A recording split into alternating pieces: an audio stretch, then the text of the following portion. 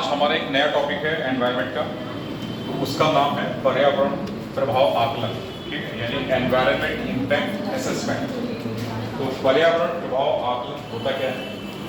नाम से ही पता चलता है कि पर्यावरण पर होने वाले नकारात्मक प्रभाव, ठीक है, और किसकी वजह से जो विकासात्मक कार्य हो रहे हैं या जो परियोजनाएं लग रही हैं उसकी वजह से पर्यावरण को होने वाले नुकसान का आकलन करना एक तरीके से क्या कहला रहा है? पर्यावरण आकलन प्रभाव कहला रहा है। तो नाम से ही पता चलता है बेटा ये क्या है। पहला हमारा जो टॉपिक है उसका नाम क्या है? Environment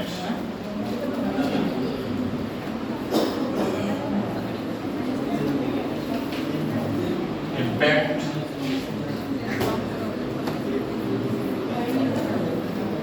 assessment. तब आते नहीं हम असेसमेंट ETL और शॉर्ट में इसी को बोलते हैं EIK और हिंदी में लिखते हैं पर्यावरण प्रभाव आकलन।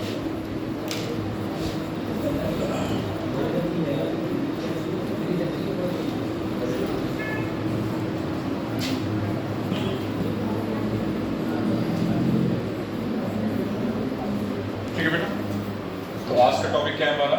Environment impact assessment. लास्ट का एक टी बना लेना, ये टी छिप रहा है इसमें, ठीक है, असेसमेंट है वो। और शॉर्ट फॉर्म में EIA बोलते हैं इसको, हिंदी में क्या बोलेंगे? पर्यावरण प्रभाव आकलन।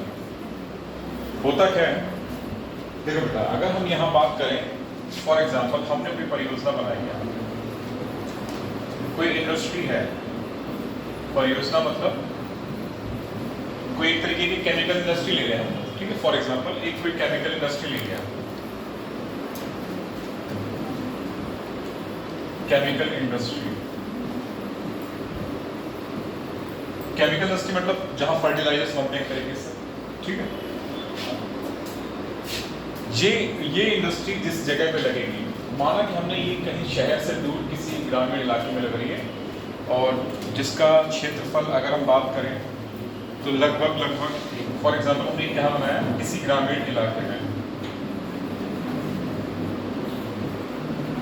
ग्रामीण इलाका मतलब जो शहर से लगा है, जो शहर से लगा।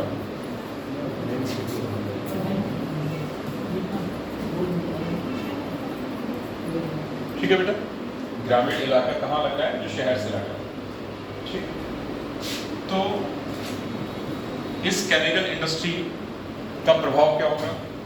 पहली बात, जो इसमें रसायनों का इस्तेमाल होगा वो मृदा की गुणवत्ता तो प्रभावित करेंगे ही करेंगे, साथ साथ जल की गुणवत्ता को भी प्रभावित करेंगे, ठीक है। और जो इस फैक्ट्री से एक तरीके से फ्यूल इस्तेमाल होगा, जो हमारा फर्टिलाइजर बनाने में फ्यूल इस्तेमाल होगा, वो क्या करेगा? वातावरणीय प्रदूषण का कारण बनेगा, ठीक है। तो और साथ ही साथ जो वहाँ पे लोग रह रहे हैं उनके जनजीवन को भी प्रभावित करेगा, ठीक है। तो इसी को एक तरीके से, इसी इंडस्ट्री को एक स्वीकृति प्रदान करना कि कितना ज़्यादा एनवायरनमेंट फ्रेंडली है, यानी कि एनवायरनमेंट के साथ कितना ज़्यादा मित्रवत है, इसी का आकलन करना क्या कहला रहा है? Environment impact assessment. तो हमने यहाँ पे ये देखा कि ये मानव जीवन, यानी कि साथ साथ एक तरीके से ये मानव जीवन को प्रभावित ना करे, क्या करेगी? मानव जीवन को प्रभावित करेगी, उनके सामाजिक और आर्थिक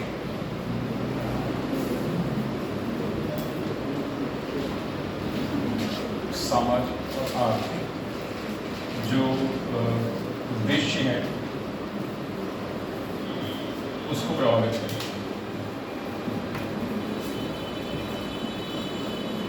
ये भी समाज जीवन को प्रभावित करें।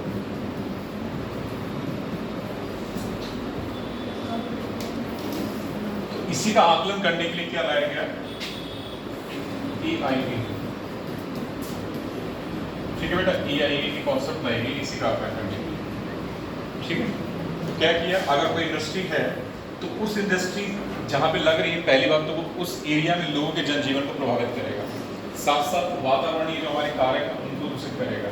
तो इन्हीं सब का प्रभाव मानव जीवन पर क्या पड़ेगा? सामाजिक और आर्थिक गतिविधियों पर क्या पड़ेगा, ठीक है। तो ये सामाजिक और आर्थिक गतिविधि उद्देश्य की जगह गतिविधि ज़्यादा से, तो गतिविधियों को कैसे प्रभावित करेगा?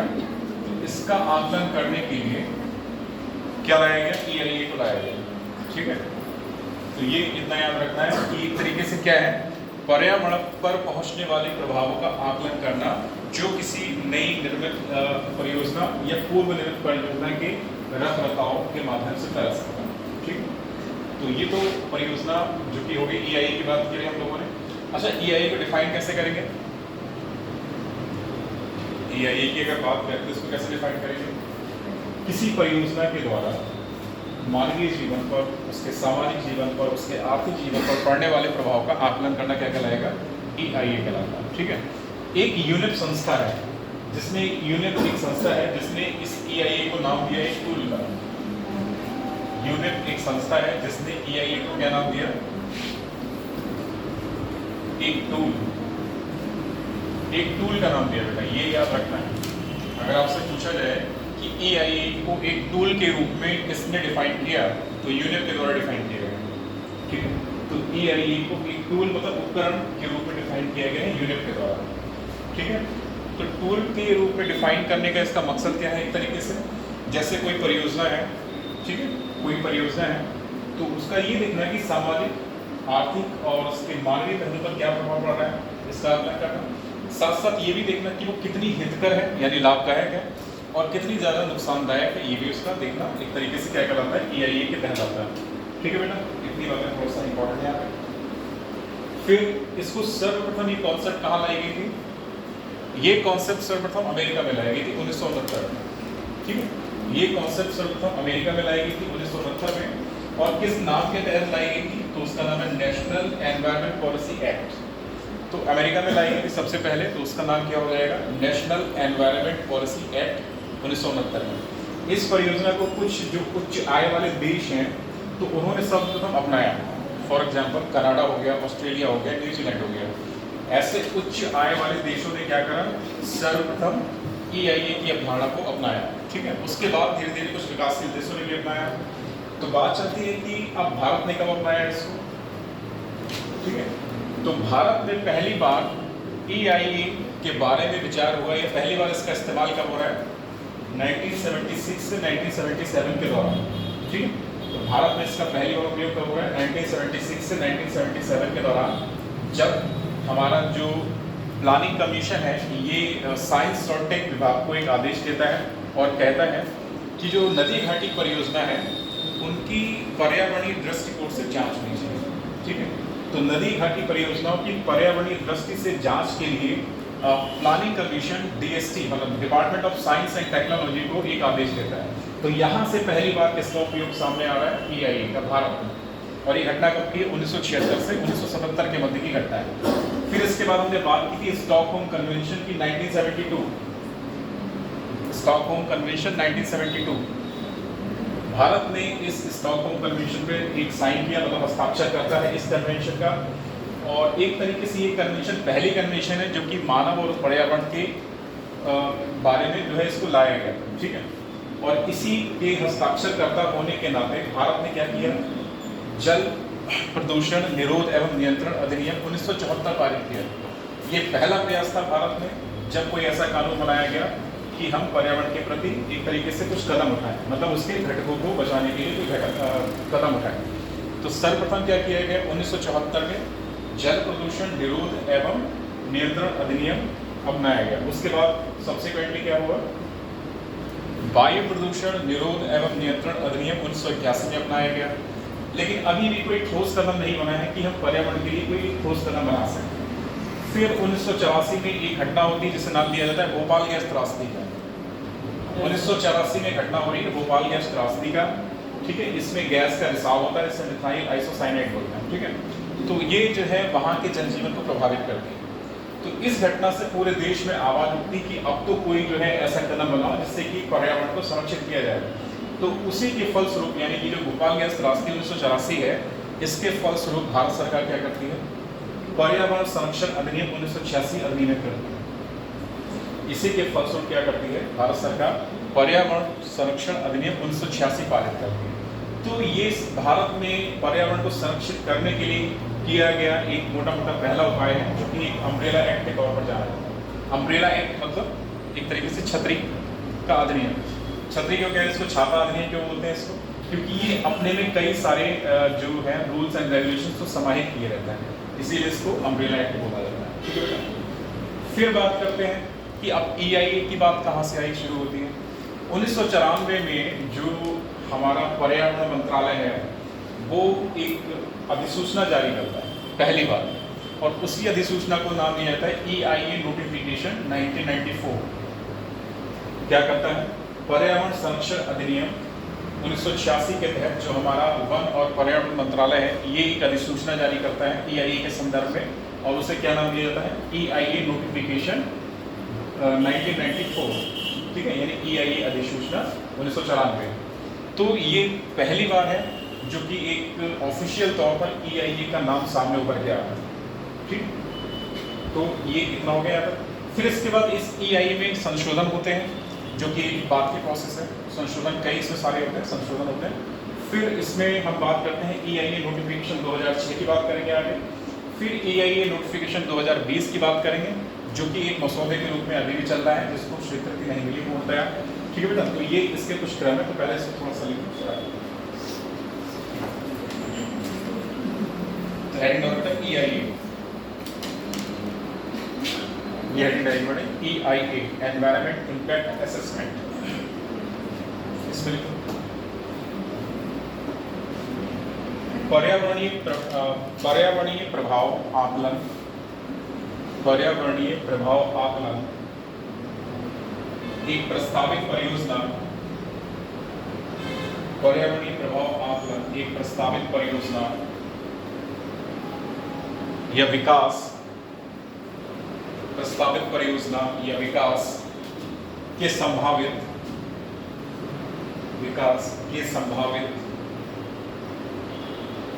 पर्यावरणीय प्रभावों का, विकास के संभावित पर्यावरणीय प्रभावों का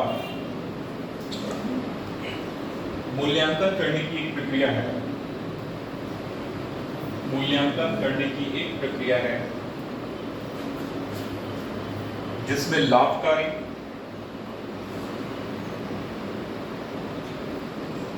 लाभकारी और प्रतिकूल, जिसमें लाभकारी और प्रतिकूल दोनों प्रकार के, जिसमें लाभकारी और प्रतिकूल दोनों प्रकार के अंतर संबंधित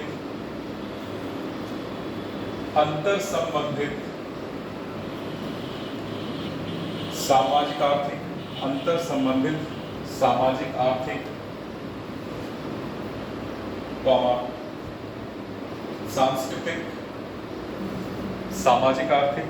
सांस्कृतिक और मानव स्वास्थ्य प्रभावों को ध्यान में रखा जाता है। मानव स्वास्थ्य प्रभावों को ध्यान में रखा जाता है। मानव स्वास्थ्य प्रभावों को ध्यान में रखा जाता है। पैराग्राफ बदल के लिखो, ध्यान में रखा जाता है। पैराग्राफ यूनिप के द्वारा, यूनिप ये वाला बेटा ये लिखा है, यूनिप के द्वारा EIA को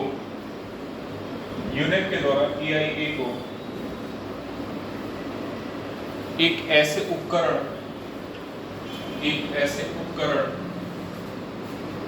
यूनिप के द्वारा EIA को एक ऐसे उपकरण, ब्रैकेट में तो टूल, उपकरण को इंग्लिश में बोलते हैं टूल, ये बात, एक ऐसे उपकरण ब्रैकेट में टूल के रूप में परिभाषित किया गया है,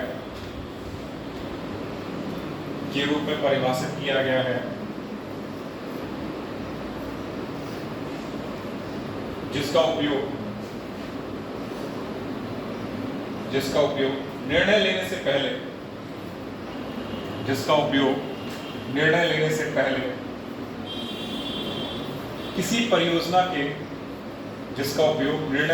पहले किसी परियोजना के पर्यावरणीय, सामाजिक और आर्थिक, पर्यावरणीय, सामाजिक और आर्थिक प्रभावों की पहचान, आर्थिक प्रभावों की पहचान करने के लिए किया जाता है, पहचान करने के लिए किया जाता है। Full stop. तो ये तो EIA के इंट्रोडक्शन के बारे में था। हमने दो डेफिनेशन देखी, एक इंट्रोडक्शन के तौर पे पहला जो हमारा एक पहला पैरा है वो, और दूसरा पैरा यूनिट के द्वारा जब इसको टूल के रूप में परिभाषित किया गया। तो ये दो बातें यहाँ निकल के अब एक हेडिंग डालो, EIA का विकास, EIA का विकास, EIA का विकास। इसमें लिखो EIA की शुरुआत, EIA की शुरुआत अमेरिका में, EIA की शुरुआत अमेरिका में राष्ट्रीय पर्यावरण नीति अधिनियम, राष्ट्रीय पर्यावरण नीति अधिनियम, राष्ट्रीय पर्यावरण नीति अधिनियम, और यहां लिखना बेटा इसको नेशनल एनवायरनमेंट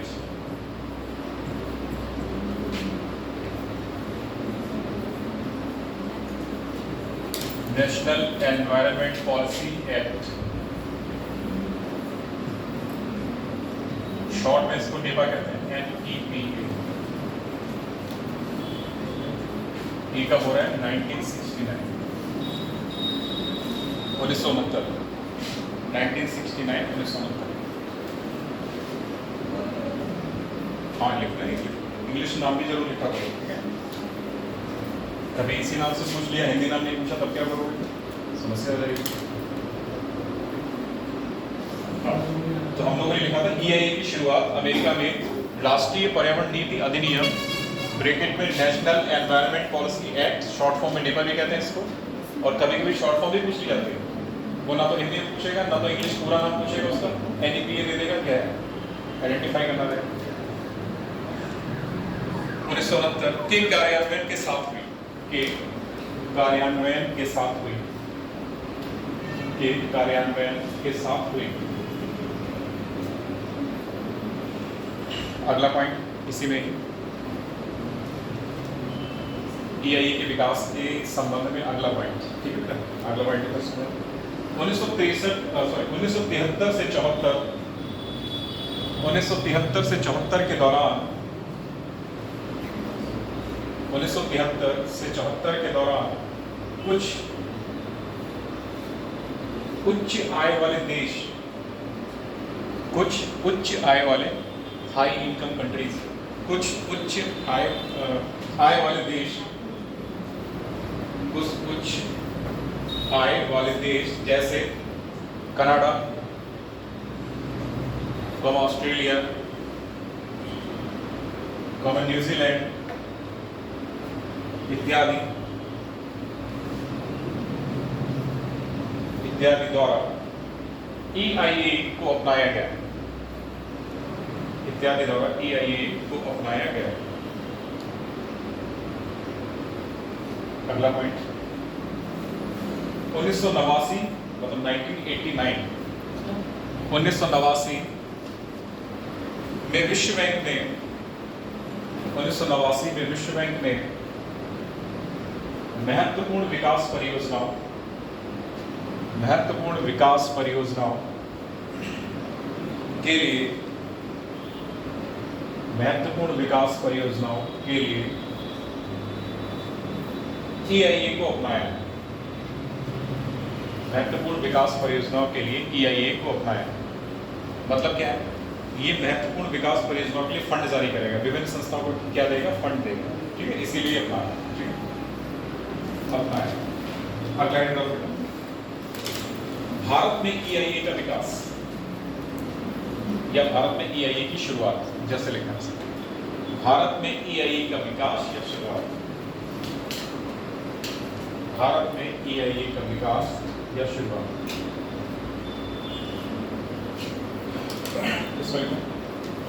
भारत में EIA की शुरुआत,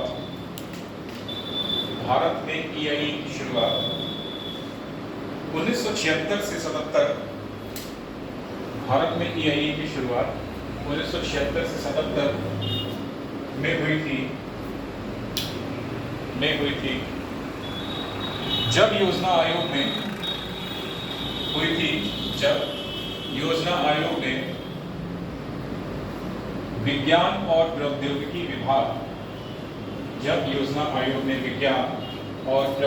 विभाग से नदी घाटी परियोजनाओं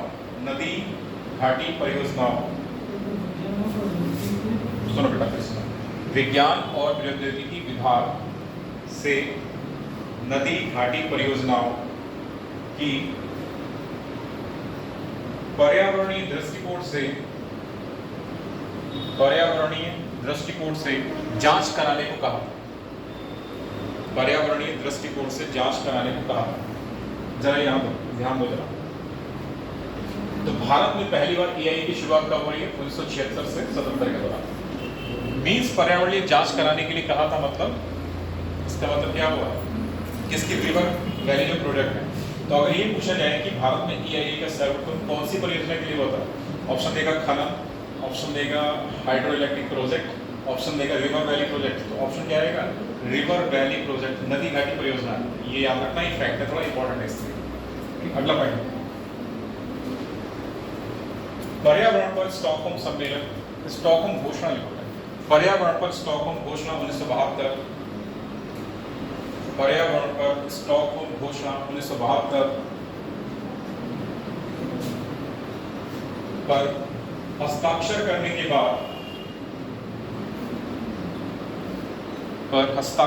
के बाद भारत ने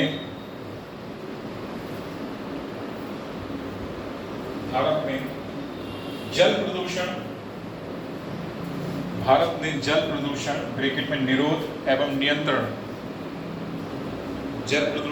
ब्रैकेट में निरोध एवं नियंत्रण ब्रैकेट बंद अधिनियम बेटा इस तरीके से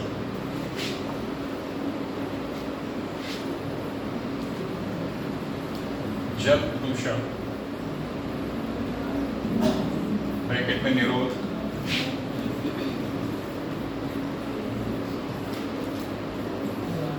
एवं नियंत्रण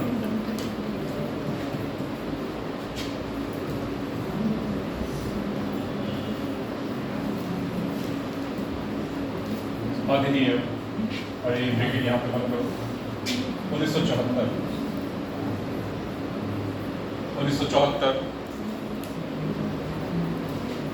तथा वायु प्रदूषण, ये हम पढ़ चुके बेटा, दोनों है, ठीक है। जब हम लोगों ने पॉल्यूशन वाला टॉपिक पढ़ा था तो उसमें ये दोनों नाम आए। वायु प्रदूषण, आप लोग पूरा नाम लिखोगे, मैं डेफिनेशन करके काम चला रहा हूँ, पूरे नाम लिखना, और ये अधिनियम भी पूरा लिखना, और 1981 में आया। वायु प्रदूषण निरोध एवं नियंत्रण अधिनियम 1981।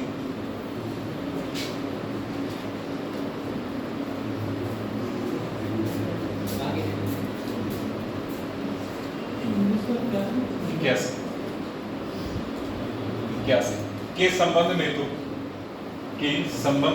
कानून बना दिए,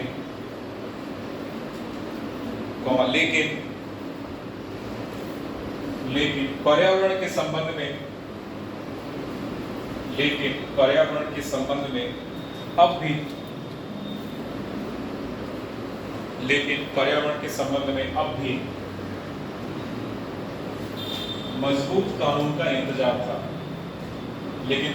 संबंध में अब भी मजबूत कानून का इंतजार था। अगला पॉइंट, 1984 में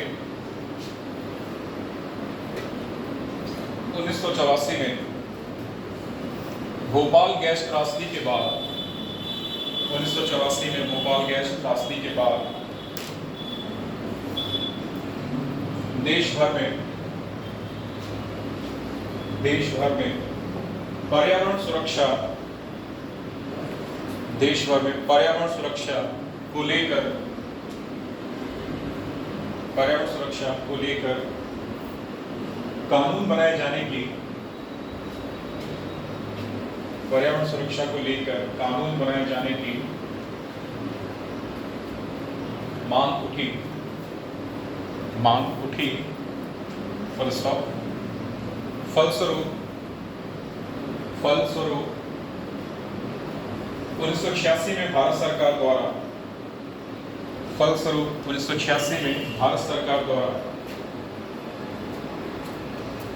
पर्यावरण संरक्षण अधिनियम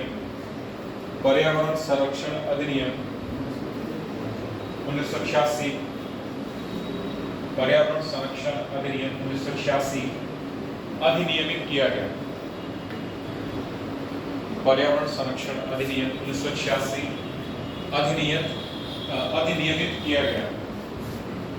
अधिनियमित किया गया।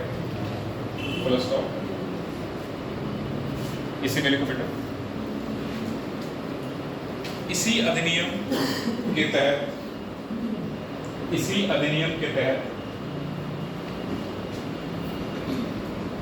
केंद्रीय पर्यावरण एवं वन मंत्रालय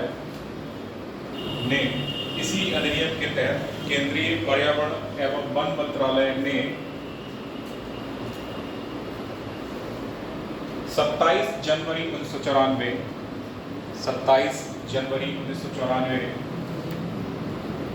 यानी 27 जनवरी 1994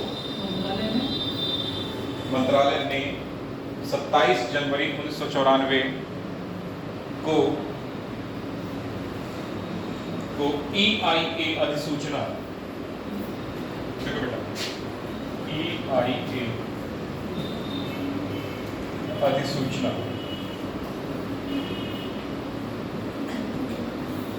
EIA अधिसूचना जारी की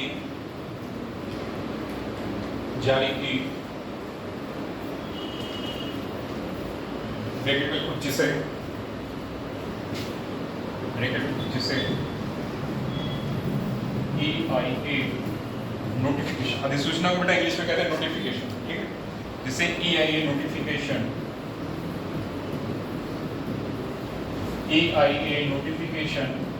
1994 के नाम से जाना गया,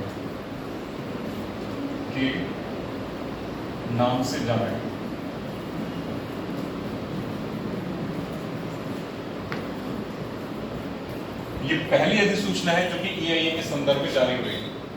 ये क्या बेटा, ये पहली अधिसूचना है जो कि EIA के संदर्भ में जारी हो रही है 1994 में। ये ध्यान रखना। ब्रैकेट में लिखने के बाद ब्रैकेट बंद करके लिखना है, ठीक है। यहाँ पे कॉमा लगा देना, ब्रैकेट में लिखने के बाद ऐसे करके फिर लिखना। हो गया इतना? जिसके तहत अधिसूचना की अनुसूची 1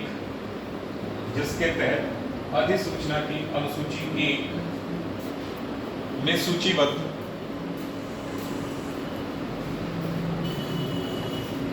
अनुसूची 1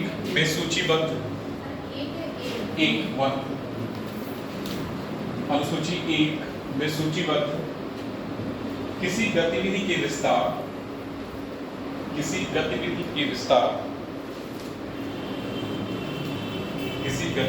मतलब यहाँ पे परियोजना से, गतिविधि का संबंध यहाँ पे परियोजना से, ठीक है। तो किसी गतिविधि के विस्तार, आधुनिकीकरण या नई परियोजनाओं की स्थापना के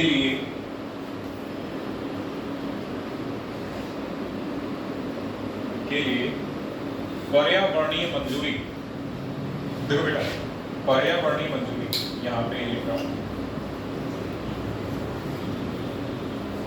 पर्यावरणीय मंजूरी, और इसके लिए इंग्लिश नाम ब्रैकेट में लिखना एनवायरमेंटल क्लियरेंस,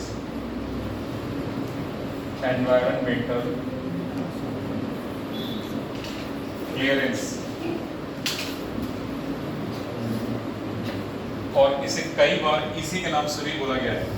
कई बार क्या नाम दिया जाता है इसे? EC, एनवायरमेंटल क्लियरेंस भी बोला जाता है, शॉर्ट फॉर्म में इसको इस्तेमाल किया जाता है EC।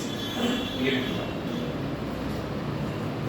पर्यावरणीय मंजूरी ब्रैकेट में एनवायरमेंटल क्लियरेंस या ईसी, ठीक है, ईसी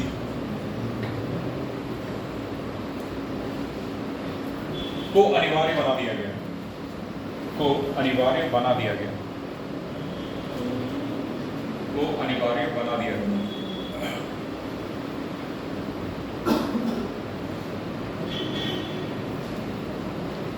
अगला पॉइंट लिखो, EIA नोटिफिकेशन, EIA नोटिफिकेशन 1994 में पहला संशोधन अप्रैल 1997 में हुआ, में पहला संशोधन अप्रैल 1997 में हुआ, जिसके तहत अप्रैल 1997 में हुआ, जिसके तहत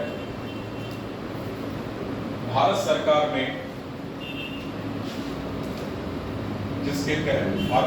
ने, सार्वजनिक सुनवाई, जिसके तहत भारत सरकार ने सार्वजनिक सुनवाई ब्रैकेट में पब्लिक हियरिंग, सार्वजनिक सुनवाई ब्रैकेट में पब्लिक हियरिंग,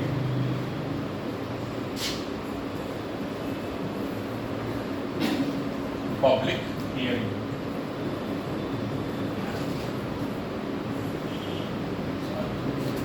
ब्रैकेट में पब्लिक हियरिंग को लागू किया, बेटा एक मिनट इसको समझ में, ये क्या है।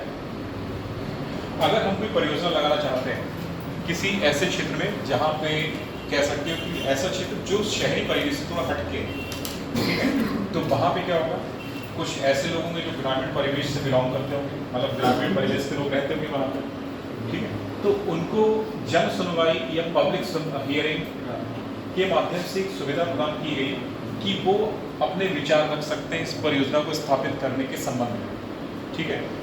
उसके विचार रखने का मतलब क्या है कि ये एक तरीके से जानना कि इस परियोजना के स्थापित करने से जो उस जगह का जनजीवन है वो प्रभावित तो नहीं हो रहा है। इस संदर्भ में क्या लाया गया, जन सुनवाई को लाया गया, ठीक है। तो वो लोग क्या बताएंगे, जो स्थानीय लोग हैं वो ये बताएंगे इस परियोजना से हमें ये नुकसान हो रहा है, अतः इसे ना लगाया जाए, या पर्यावरण के घटकों मीन्स जल प्रदूषण हो रहा है या वायु प्रदूषण हो रहा है या मृदा प्रदूषण हो रहा है, तो मतलब इसको ये नुकसान हो रहा है तो इसको ना लाया जाए। तो ये जन सुनवाई का कॉन्सेप्ट 1997 में पहली बार लाया गया, और किसमें संशोधन किया गया, EIA नोटिफिकेशन 1994 में संशोधन के माध्यम से, ठीक है बेटा। चलो अगला हेडिंग, EIA के लक्ष्य और उद्देश्य, EIA के लक्ष्य और उद्देश्य, EIA के लक्ष्य और उद्देश्य।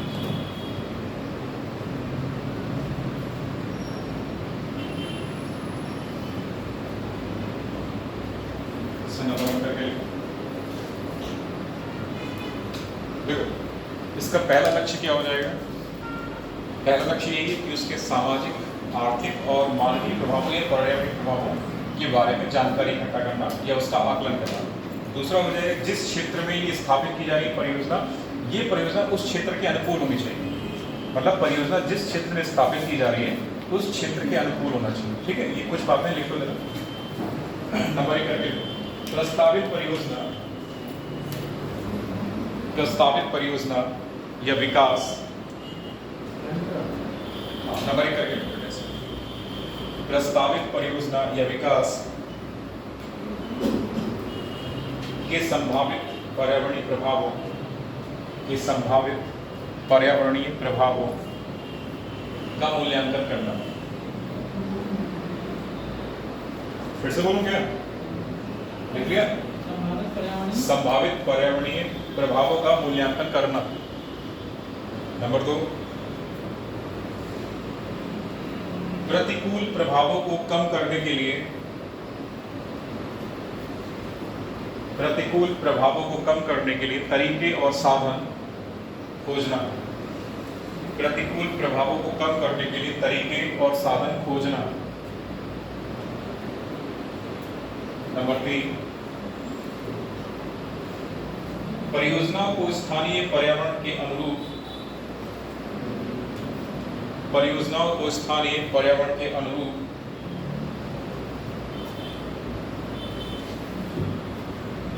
आकार देना।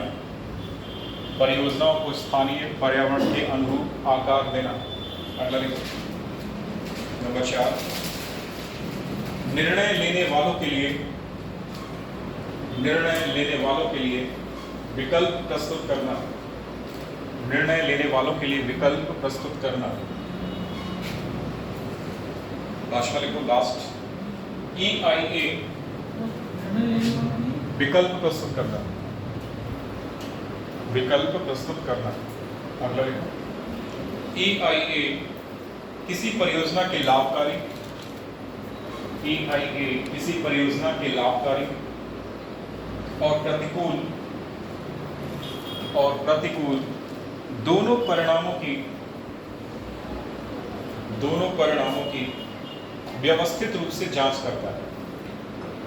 दोनों परिणामों की व्यवस्थित रूप से जांच करता है।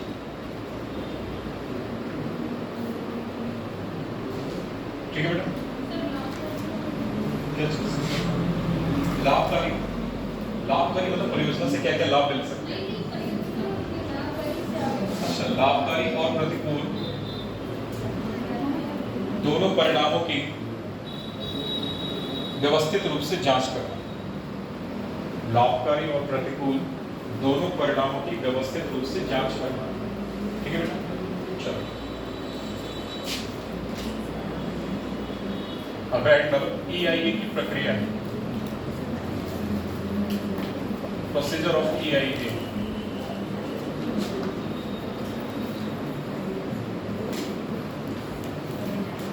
EIA की प्रक्रिया।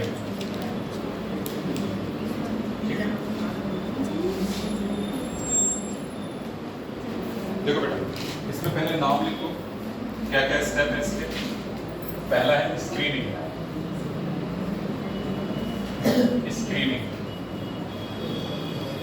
अगला नाम लिखो स्कोपिंग।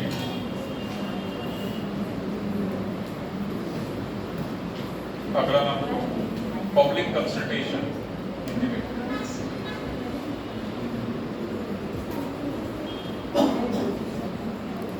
Public consultation.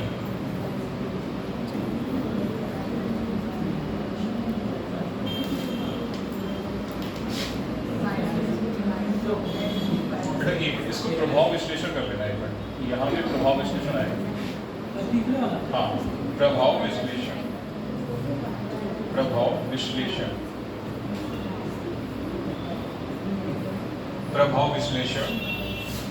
अगला है शमन। Number 5 reporting.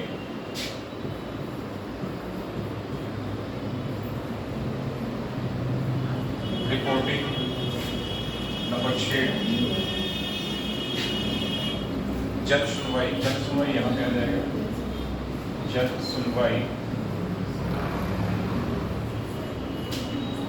सुनवाई। फिर अगला आ जाएगा EIA की समीक्षा।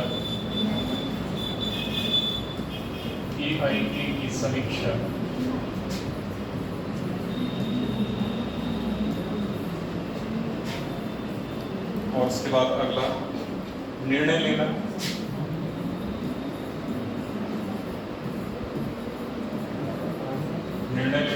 और लास्ट जो आ रहा है इसमें वो है निगरानी, मॉनिटरिंग। तो ये 9 स्टेप इसमें शामिल हैं। इनके नाम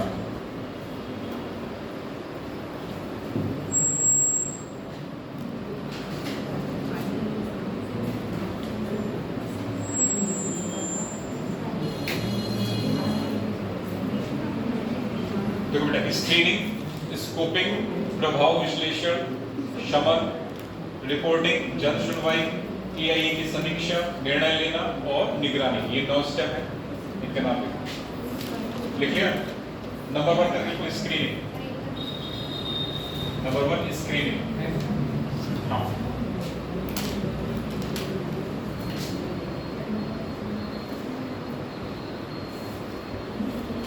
और इस पे लिख लो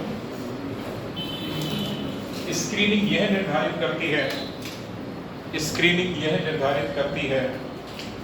कि क्या प्रस्तावित परियोजना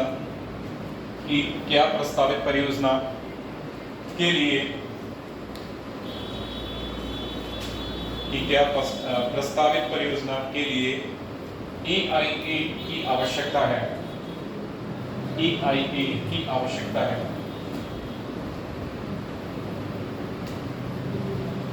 ठीक है बेटा, तो स्क्रीनिंग का प्राइमरी उद्देश्य क्या हो जाएगा, ये बताएगी क्या EIA की आवश्यकता है। ठीक है, स्कोपिंग नंबर 2, अगला है स्कोपिंग के बारे में। यह उन प्रमुख मुद्दों और प्रभावों की पहचान करती है जिनकी आगे जांच की जानी चाहिए।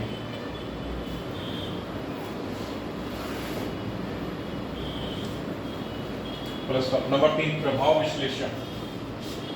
अगला है प्रभाव विश्लेषण नंबर 3, इसमें लिखो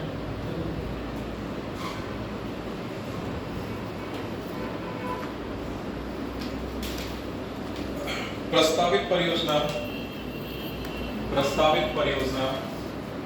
की संभावित पर्यावरणीय और सामाजिक प्रभाव की पहचान और भविष्यवाणी करता है। संभावित पर्यावरणीय और सामाजिक प्रभाव की पहचान और भविष्यवाणी करता है। अगला है शमन, चौथे नंबर शमन। इसमें विकास गतिविधियों के संभावित प्रतिकूल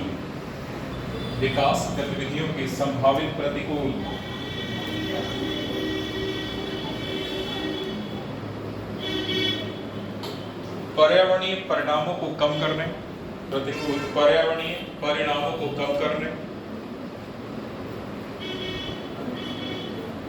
और उनसे बचने के लिए कार्यवाही की सिफारिश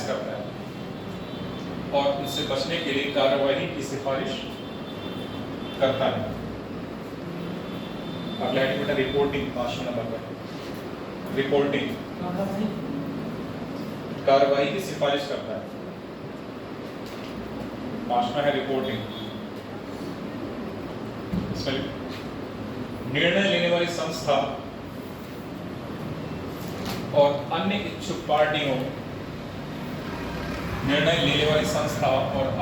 इच्छुक पार्टियों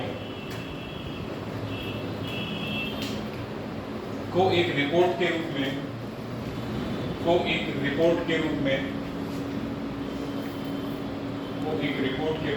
EIA के परिणाम इच्छुक पार्टियों को एक रिपोर्ट के रूप में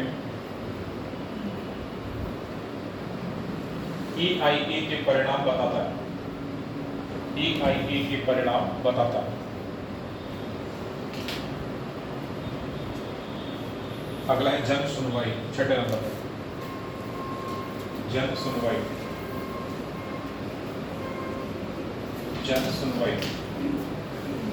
इसमें EIA रिपोर्ट के पूरा होने पर परियोजना स्थल के पास रहने वाले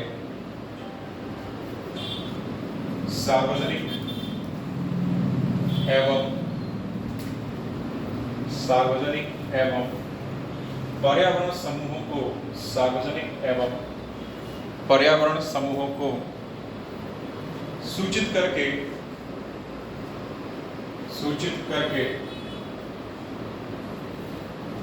उनसे परामर्श किया जा सकता है।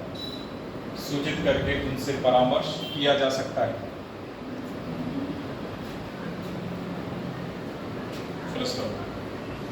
अगला है EIE की समीक्षा है।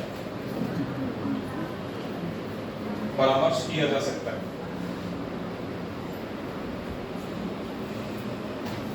ठीक है बेटा, 7वें नंबर पे लिखो EIE की समीक्षा। और इसमें लिखो इस स्तर पर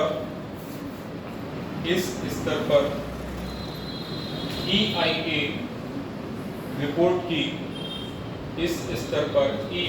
रिपोर्ट की पर्याप्तता और प्रभावशीलता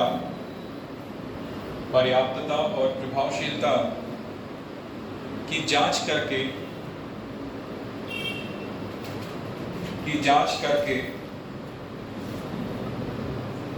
रिपोर्ट की पर्याप्तता और प्रभावशीलता की जांच करके निर्णय लेने के लिए आवश्यक जानकारी प्रदान की जाती है।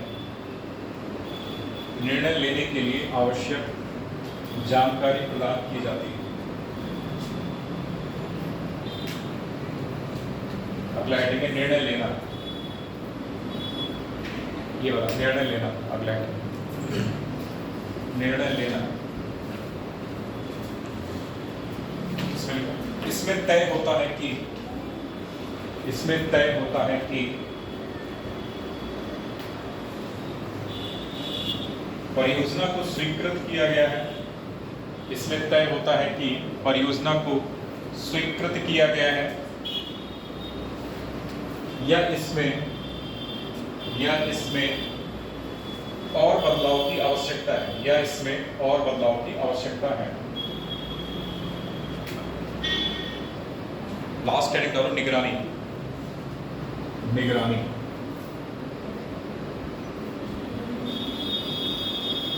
ये बेटा निगरानी लिखा है, नवा वाला निगरानी।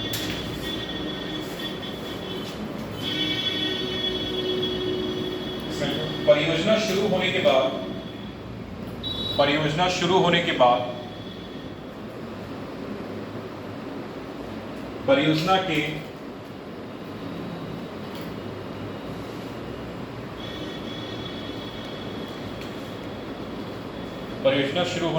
परियोजना के कानूनी प्रभावों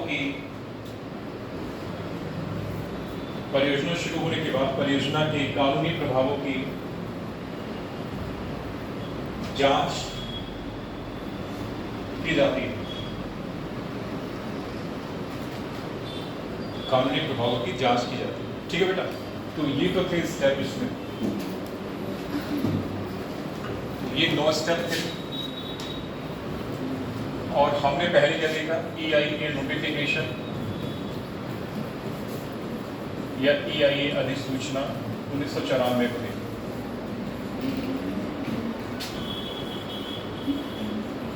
1994 को देखा, ठीक है। अब इतना नहीं समझ में। फिर इसके बाद एक अधिसूचना जारी की गई, इसी के बाद EIA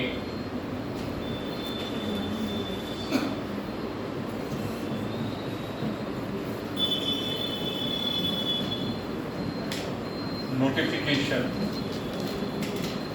2006, ठीक है। EIA नोटिफिकेशन के बाद, EIA नोटिफिकेशन 1994 के बाद EIA नोटिफिकेशन 2006 लाई गई, ठीक है। इसने क्या किया, इसको रिप्लेस कर दिया, ठीक है। इसने क्या किया, EIA नोटिफिकेशन 1994 को रिप्लेस कर दिया,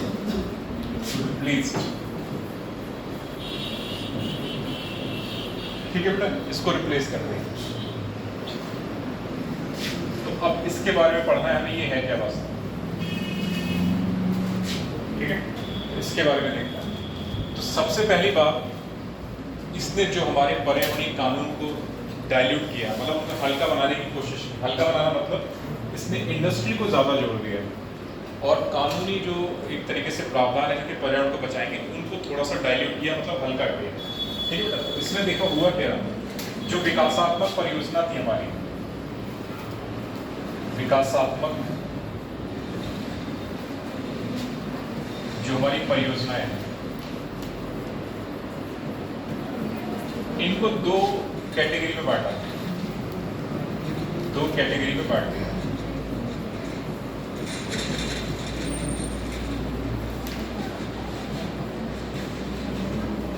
ठीक है बेटा, उन्हें पहली कैटेगरी को नाम दिया श्रेणी ए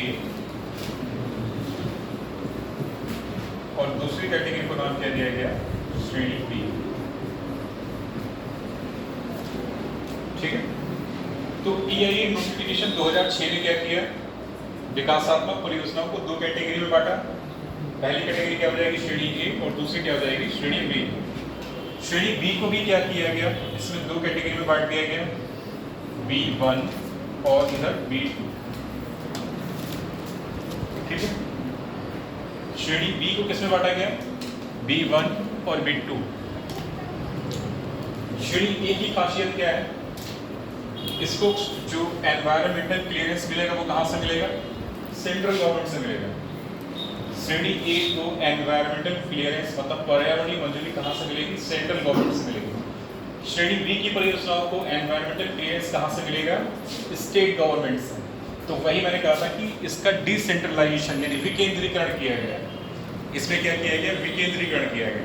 विकेंद्रीकरण करना मतलब श्रेणियों को दो कैटेगरी में बांटा।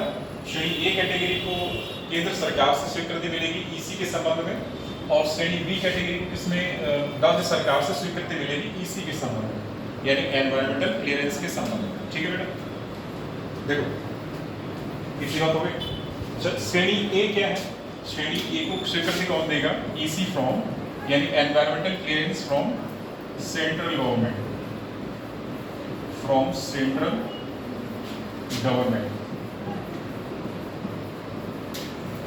और ये कैसे होगी, अनिवार्य रूप से। ठीक है, अनिवार्य रूप से, अनिवार्य रूप से इसको जो है स्वीकृति प्रदान की जाएगी सेंट्रल गवर्नमेंट के द्वारा। ठीक है, ये तो पहला पॉइंट हो गया। इसी में दूसरा पॉइंट क्या हो जाएगा, इसके लिए स्क्रीनिंग की आवश्यकता नहीं होगी। इसके लिए क्या नहीं होगा बेटा, इसके लिए स्क्रीनिंग की आवश्यकता नहीं होगी। जो पहला स्टेप है ना प्रक्रिया के तहत स्क्रीनिंग का, तो इसके लिए स्क्रीनिंग की आवश्यकता नहीं होगी,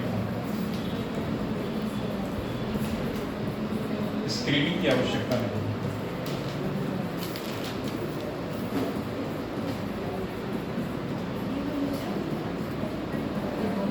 ठीक है, श्रेणी ए कैटेगरी बनाओ, उस पर लिखो ईसी फ्रॉम सेंट्रल गवर्नमेंट अनिवार्य रूप से। फिर उसी में दूसरा पॉइंट लिखना, इसके लिए स्क्रीनिंग की आवश्यकता नहीं होगी। ये दो पॉइंट लिखो इसमें, ऐसे यहां से बना के आना। ठीक है बेटा, ऊपर से तो यहाँ पर बनाओ, बना लिया। श्रेणी बी जब लिखना, ये अभी यहाँ पर रुक जाना। ठीक है, और श्रेणी बी के लिए क्या होता है, यहाँ पे लिखना स्क्रीनिंग की आवश्यकता होती है। इसके लिए क्या होगा, स्क्रीनिंग के लिए, इसके लिए स्क्रीनिंग की आवश्यकता होगी।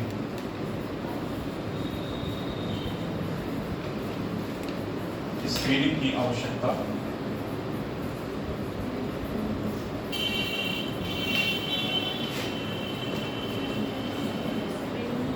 स्क्रीनिंग का मतलब बेटा समझ में आ रहा है, स्क्रीनिंग का मतलब है कि किन परियोजनाओं को EIA के लिए आगे भेजा जाए और किन को आगे नहीं भेजा जाए। स्क्रीनिंग का मतलब यहाँ पे ये।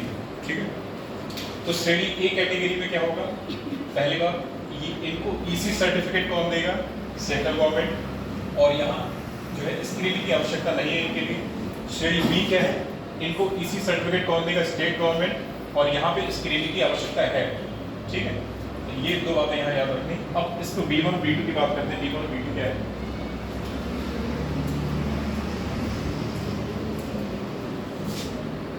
कितना हो गया, कितना हो गया बेटा। अब B1 और B2 की बात करते हैं। B1 में देखो क्या है, B1 को अनिवार्य रूप से EIA के थ्रू गुजरना है। B1 को अनिवार्य रूप से क्या होता है, EIA के थ्रू गुजरना है। ठीक है, यानी कि पर्यावरणीय प्रभाव आकलन इसका होना है। B2 को क्या है, B2 के लिए EIA की आवश्यकता नहीं है या इसको EIA से छूट प्रदान की गई है। तो B2 को क्या है, EIA से छूट प्रदान की गई। तो यहाँ पे लिख लो B1 और B2 क्या है, B1 में लिखो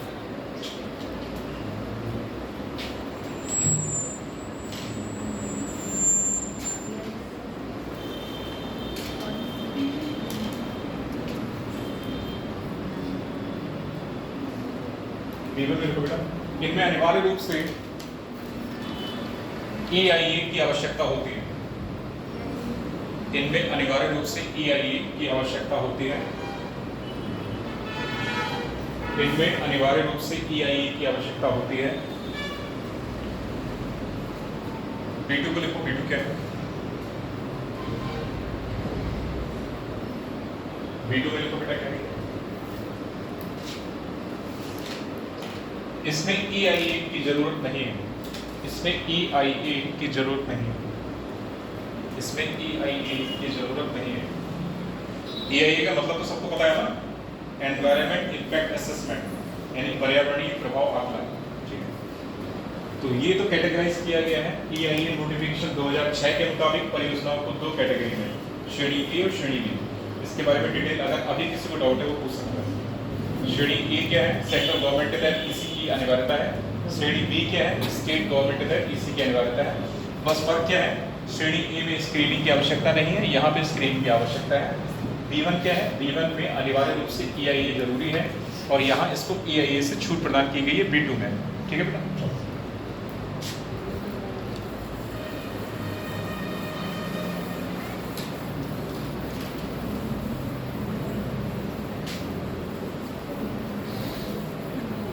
इसी में अगला पॉइंट लिखो। पहला पॉइंट तो इसलिए हो गया, अगला पॉइंट लिखो ना। पहला पॉइंट हमने श्रेणी के बारे में बात कर ली थी, विकासात्मक परियोजनाओं दो श्रेणी में बांटा था। अगला पॉइंट लिखो इसी में, इसके तहत EIA प्रक्रिया को, इसके तहत EIA प्रक्रिया को, तो देखो पहला पॉइंट क्या था, हमने लिखा था कि विकासात्मक परियोजनाओं वाला था पहला पॉइंट। ठीक है, उसको नंबर 1 डाल दो वहां पे, उसको नंबर 1 डाल दो, इसको नंबर 2 डाल दो। अभी लिख रहा हूँ वो नंबर 2 डाल दो। ठीक है, ऐसे अब समझ में आ गया। पहला पॉइंट हमारा था जो विकासात्मक परियोजना है उसको श्रेणी ए और श्रेणी बी में बांटा जाना है। नंबर दूसरा पॉइंट लिखेंगे, नंबर 2 में लिखो, EIA प्रक्रिया को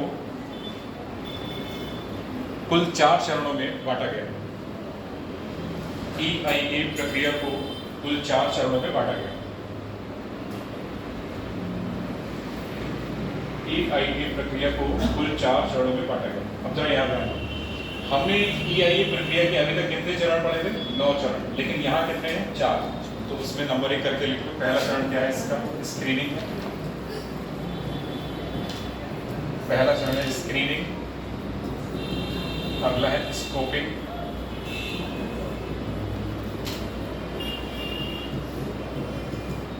अगला है पब्लिक कंसल्टेशन,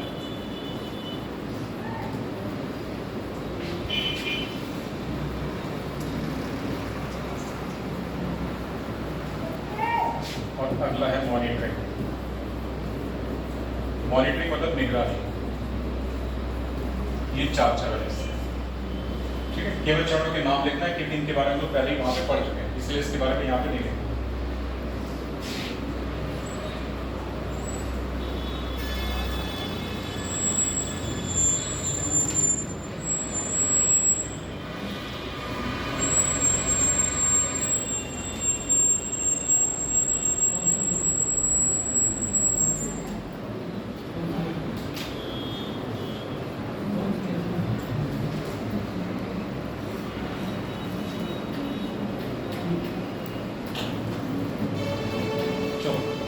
ये हो गया। इसके बाद क्या आ रहा है,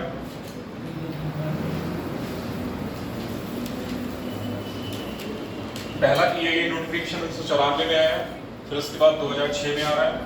अब EIA नोटिफिकेशन 2020 की बात करेंगे। EIA नोटिफिकेशन 2020 और ये क्या है, एक ड्राफ्ट है, ये नोटिफिकेशन 2020 और ये है एक ड्राफ्ट यानी मसौदा। तो इसका हिंदी में नाम लिखो, क्या है हिंदी में नाम लिखो, मसौदा पर्यावरण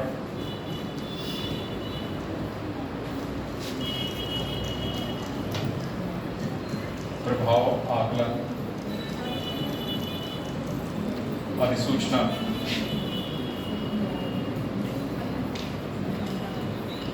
2020 किसके द्वारा लाया गया, मोदी सरकार के द्वारा।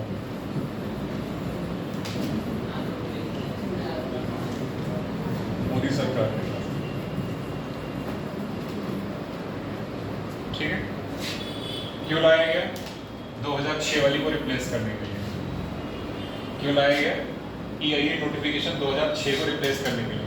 लेकिन इसने भी रिप्लेस नहीं करा, लाया उद्देश्य से, इसी उद्देश्य लाया गया था कि EIA नोटिफिकेशन 2006 को रिप्लेस करेगा, ठीक है। लेकिन अभी तक ये केवल एक ड्राफ्ट के रूप में है। ड्राफ्ट मतलब मसौदा है, इसको कानूनी अमली जामा नहीं बनाया गया। क्यों नहीं बनाया गया, क्योंकि इसने जो हमारे पर्यावरणीय कानून है उनको और ज़्यादा डाइल्यूट मतलब हल्का किया है, ठीक है। इसी वजह से इसको अभी मसौदे के तौर पर रखा गया है, इसको पूर्ण रूप से कानूनी तौर पर इसको अभी लागू नहीं किया गया, ठीक है बेटा। इतनी बात याद रखना। उद्देश्य क्या है, 2006 को रिप्लेस करना है यहाँ पर। लेकिन अभी तक इसकी कुछ पर्यावरणीय चिंताओं के कारण इसे ड्राफ्ट के फॉर्म में ही रखा गया है, इसे अभी अधिसूचना के रूप में लागू नहीं किया गया, ठीक है। तो यहाँ पे ये चीज़ इंपॉर्टेंट है। इसके जो उद्देश्य, इसके जो प्रावधान है मुख्य जरा वो देखो, नहीं डालो यहाँ पे प्रावधान, और प्रावधान में नंबर 1 करके लिखो प्रावधान में।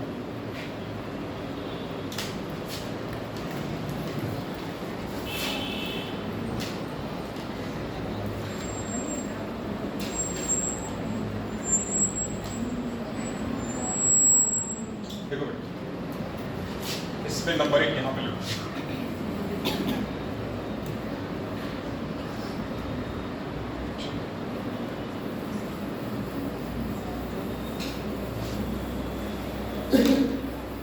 इसकी कुछ खास बातें वो देखना है केवल। इसमें पहला है post facto clearance. Post facto clearance, अब ये क्या होता है इसे समझेंगे क्या होता है।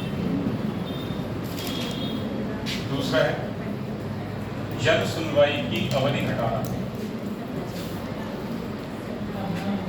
जन सुनवाई बेटा भी लिखना नहीं आपको, केवल यहाँ पे लिखो, जन सुनवाई की अवधि घटाना।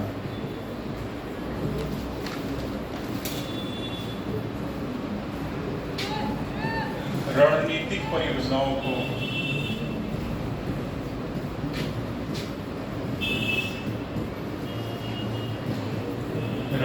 परियोजनाओं को EIA से छूट प्रदान करना।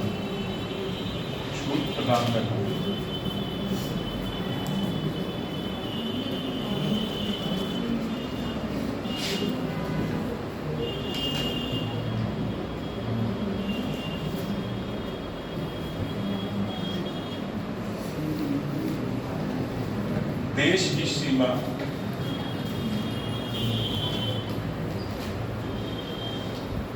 पर या सीमा से लगे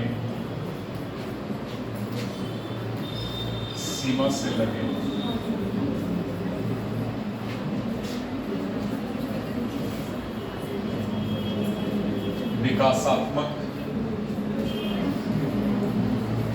कार्यों को छूट प्रदान करना।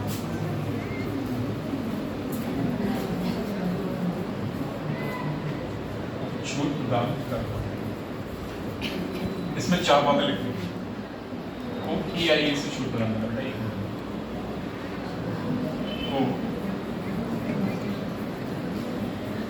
EIA से छूट प्रदान करना, ठीक है। तो ये बातें यहाँ पे इतनी लिखी है। पोस्ट फैक्टो क्लियरेंस का मतलब क्या है, जरा इसको समझो। पहले हमने कोई कंपनी लगाने के बाद उसके पर्यावरणीय प्रभावों का आकलन करना क्या कहला रहा है, पोस्ट फैक्टो क्लियरेंस करा रहा है। पहले क्या हुआ, पहले हमने कोई इंडस्ट्री स्थापित कर दी और स्थापित करने के बाद क्या हो रहा है, हम उसके पर्यावरणीय प्रभावों का आकलन कर रहे हैं। लेकिन अब तक क्या है, 2006 तक क्या है, कंपनी या इंडस्ट्री लगाए जाने से पहले उसके पर्यावरणीय प्रभावों का आकलन हो रहा है। ठीक है, तो पोस्ट फैक्टो का मतलब क्या हो रहा है यहाँ पे, इंडस्ट्री को स्थापित किए जाने के बाद पर्यावरणीय प्रभावों का आकलन करना क्या कहला रहा है, पोस्ट फैक्टो क्लियरेंस करा रहा है। ठीक, और इसके पीछे सरकार ने तर्क ये दिया कि हमारी जो आर्थिक गति है वो प्रभावित ना हो, इसीलिए पोस्ट फैक्टो क्लियरेंस लाए लोग। किस लिए लाए, इनके पीछे इसको तर्क ये दिया सरकार ने, क्या कहा कि जो हमारी आर्थिक गति है वो प्रभावित ना हो, इसीलिए पोस्ट फैक्टो क्लियरेंस लाए। दूसरा, जन सुनवाई की अवधि को घटाना। जन सुनवाई की अवधि मतलब लोगों की राय ली जाती थी 30 दिन के लिए, 30 दिन के भीतर भीतर लोग राय देते थे, उसको घटा के क्या किया गया, 20 दिन। जन सुनवाई की अवधि घटा के कितना कर दिया, 20 दिन। रणनीतिक परियोजनाओं को EIA से छूट प्रदान किया जाना। अगर जिस परियोजना में सरकार ने लिख दिया कि ये रणनीतिक परियोजना है, चाहे वो पर्यावरण को नुकसान कितना भी पहुंचाए, लेकिन अगर उसके सामने रणनीतिक शब्द लिख दिया तो उसको EIA से छूट प्रदान की जाएगी। ठीक है। चौथा, देश की सीमा पर या सीमा से लगे विकासात्मक परियोजनाओं को EIA से छूट प्रदान की जाएगी। ठीक है, इनके बारे में लिखो। पहले लिखो नंबर 1, पोस्ट फैक्टो क्लियरेंस।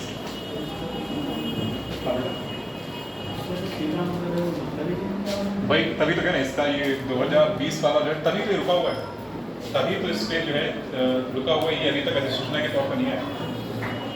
चलो, इसका नंबर 1 लिखो, पोस्ट फैक्टो क्लियरेंस, और इसके बारे में लिखो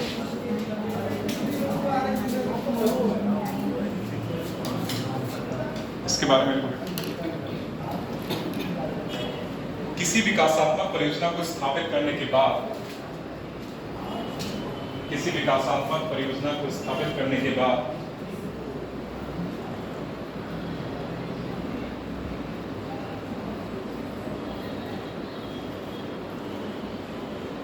उसके पर्यावरणीय प्रभावों का आकलन किया जाना।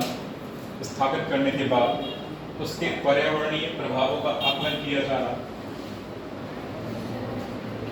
किसी विकासात्मक परियोजना को स्थापित करने के बाद उसके पर्यावरणीय प्रभावों का आकलन किया जाना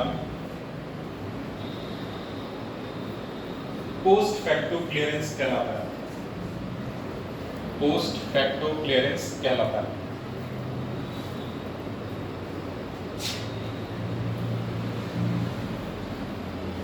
ठीक है बेटा, अगला पॉइंट, जन सुनवाई की अवधि घटाना। जन सुनवाई की अवधि घटाना।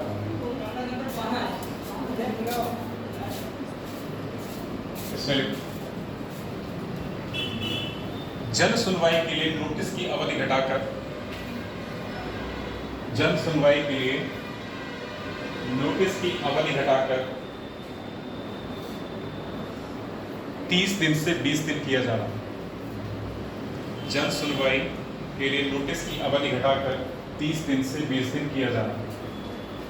मतलब एक तरीके से जो स्थानीय समुदाय है, अगर वो अपनी चिंता जाहिर करेगा कि हमें इस कंपनी या इस इंडस्ट्री से ये नुकसान हो रहा है, तो उसकी भी अवधि घटा दी।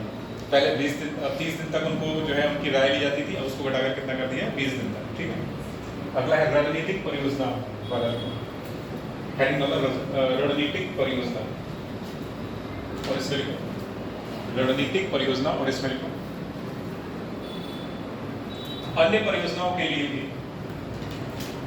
अन्य परियोजनाओं के लिए भी रणनीतिक शब्द का इस्तेमाल, अन्य परियोजनाओं के लिए भी रणनीतिक शब्द का इस्तेमाल जिससे जिससे कंपनियों के पर्यावरणीय सुरक्षा, जिससे कंपनियों के पर्यावरणीय सुरक्षा को दरकिनार करके,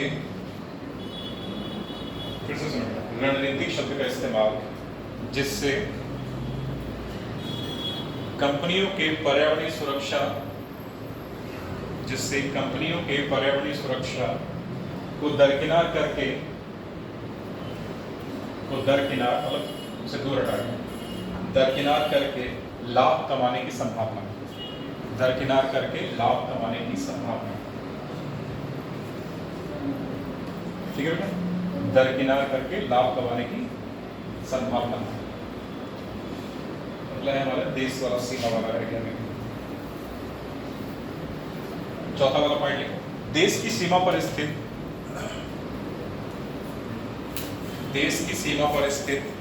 क्षेत्रों में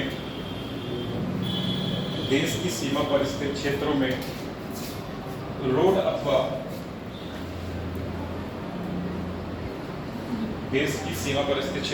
अथवा पाइपलाइन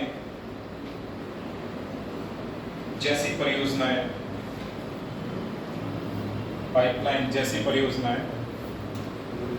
जन सुनवाई से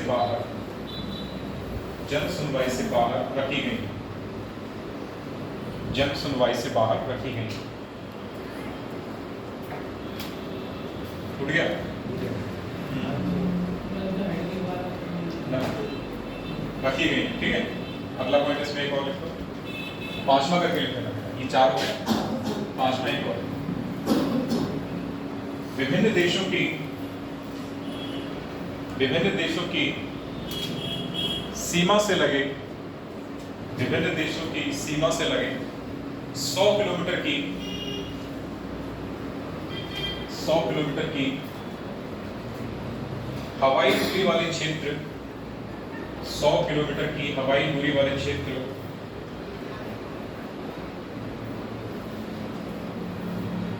बॉर्डर क्षेत्र के रूप में परिभाषित।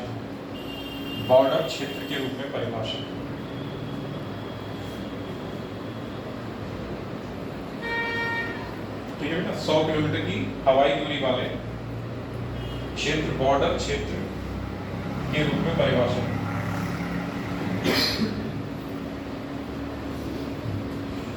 तो ये EIA नोटिफिकेशन 2020 की जो चिंताजनक बातें थी, जिसकी वजह से केवल ये अभी तक एक मसौदा है और एक अधिसूचना के तौर पे जिसे अभी तक लागू नहीं किया गया। ठीक है बेटा, तो इसमें जो इसकी कमियां हैं वो बहुत ज़्यादा है। एक तरीके से EIA का फिर कोई औचित्य ही नहीं रह जाएगा। सरकार ये चाहती है कि हम इंडस्ट्री को बढ़ावा दें और पर्यावरण को दरकिनार करें, यानी कि रैपिड इंडस्ट्रियलाइजेशन करना चाह रही है गवर्नमेंट, बहुत तेज़ी से औद्योगिकरण करना चाह रही है। वो ये ध्यान नहीं रख रही है कि हमें किस हद तक पर्यावरण का नुकसान हो रहा है इस इंडस्ट्रियलाइजेशन से, मतलब औद्योगिकरण से पर्यावरण को कितना नुकसान हो रहा है। ठीक है, उसे क्या है, केवल इंडस्ट्री पे जोर देना है। इसीलिए जो हमारे पर्यावरणविद हैं या जो स्थानीय समुदाय हैं, उन्होंने इस पर आपत्ति जताई और जिसकी वजह से अभी तक ये एक मसौदे के रूप में है। ठीक है बेटा, ये याद रखो।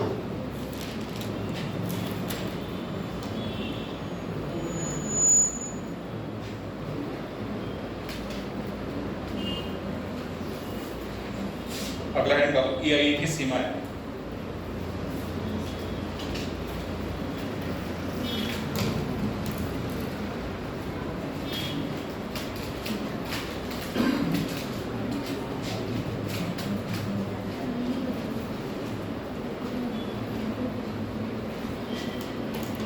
एक मिनट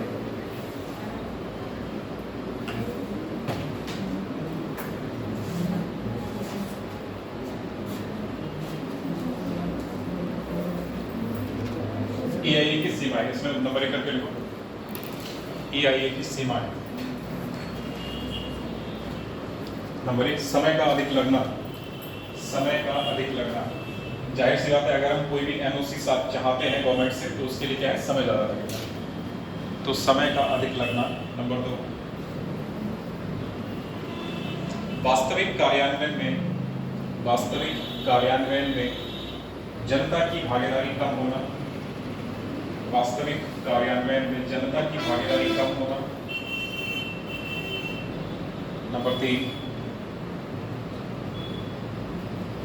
कभी कभी वैज्ञानिक विश्लेषण पर बहुत अधिक ध्यान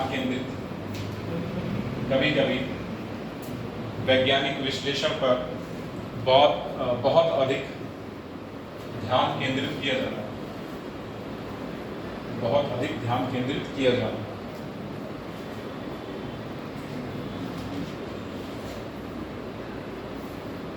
अगला पॉइंट, प्रभाव आकलन प्रक्रियाएं प्रभाव आकलन प्रक्रियाएं मौजूद होने पर भी, प्रभाव आकलन प्रक्रियाएं मौजूद होने पर भी जैव विविधता पर अपर्याप्त रूप से ध्यान दिया जाना, मौजूद होने पर भी जैव विविधता पर अपर्याप्त रूप से ध्यान दिया जाना।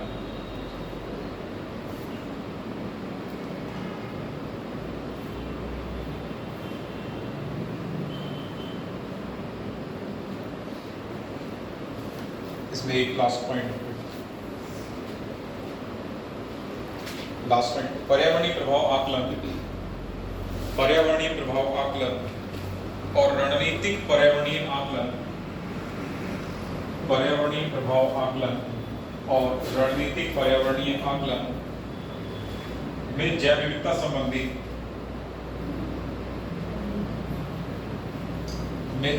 संबंधी विचारों को बेहतर ढंग से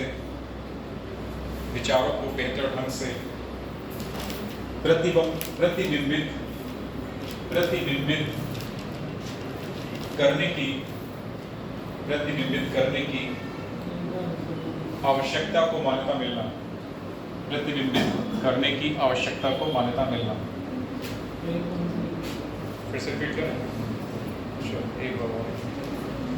पर्यावरणीय प्रभाव आकलन और रणनीतिक पर्यावरणीय आकलन में जैव विविधता संबंधी विचारों को बेहतर ढंग से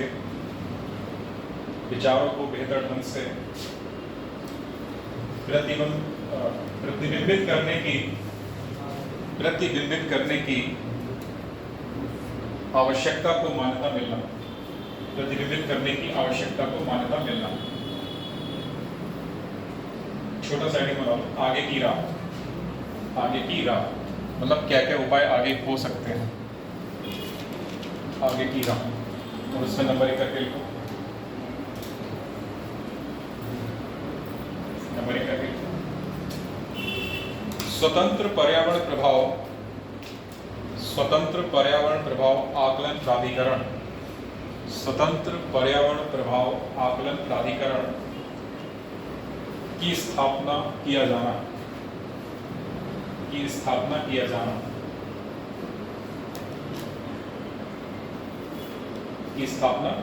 नंबर 2, क्षेत्रव्यापी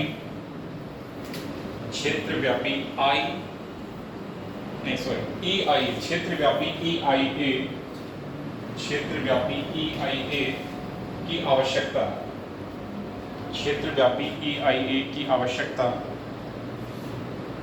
नंबर 3, आचरण विकल्प मूल्यांकन,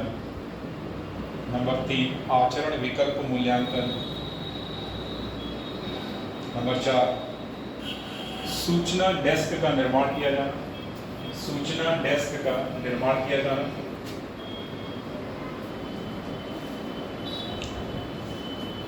अगला पॉइंट, पर्यावरण जोखिम मूल्यांकन किया जाना, पर्यावरण जोखिम मूल्यांकन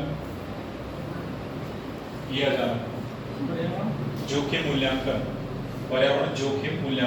जाना। अगला पॉइंट,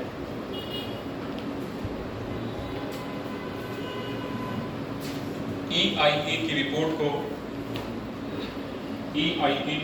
को गुणवत्तापूर्ण बनाना, EIA की रिपोर्ट को गुणवत्तापूर्ण बनाना।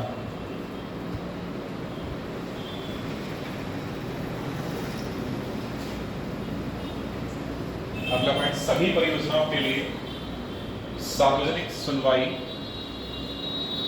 का प्रबंधन किया जाना, सभी परियोजनाओं के लिए सार्वजनिक सुनवाई का प्रबंधन किया जाना।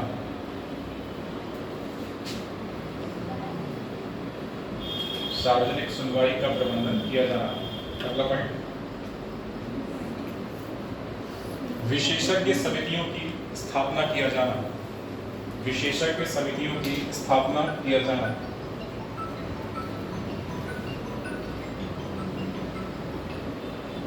विशेषज्ञ समितियों की स्थापना किया जाना।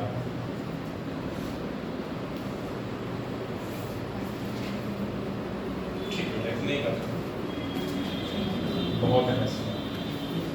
तो ये तो था एनवायरनमेंट इम्पैक्ट असेसमेंट के बारे में, और ये एक पूरा टॉपिक जो हमने आज पढ़ा, ये पूरा का पूरा, तो ये एनवायरनमेंट इम्पैक्ट असेसमेंट, इसके बारे में थोड़ा देखो, ये याद करना है, घर पे जाके देखना है, ठीक है। इसमें से क्वेश्चन मेंस के लिए आता है, इसमें से क्वेश्चन मेंस के एग्जाम के लिए आते हैं। मेंस के एग्जाम के पॉइंट ऑफ व्यू से ये टॉपिक इंपॉर्टेंट है, पर्यावरण, ठीक है।